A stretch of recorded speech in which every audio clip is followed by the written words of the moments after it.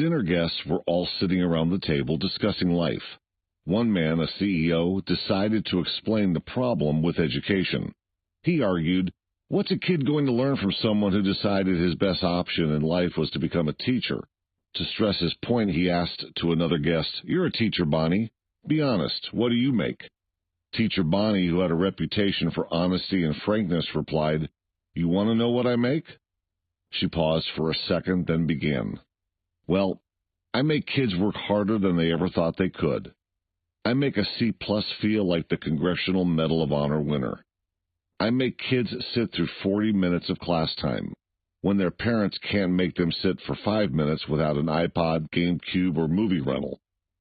Do you really want to know what I make?" She paused again and looked at each and every person sitting at the table. "I make kids wonder. I make them question. I make them apologize and mean it. I make them have respect and take responsibility for their actions. I teach them how to write, and then I make them write. Keyboarding isn't everything. I make them read, read, read. I make them show all their work in math. They use their God-given brain, not the man-made calculator.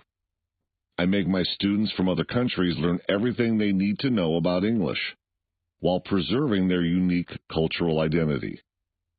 I make my classroom a place where all my students feel safe and secure.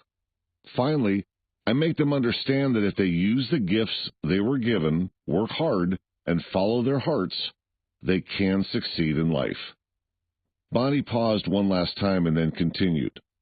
"Then, when people try to judge me by what I make, I can hold my head up high and pay no attention because they are so ignorant. You want to know what I make? I make a difference in all your lives, educating your kids, and preparing them to become CEOs and doctors and engineers. What do you make, Mr. CEO?" His jaw dropped and he went silent. Don't educate your children to be rich. Educate them to be happy, so they know the value of things, not the price.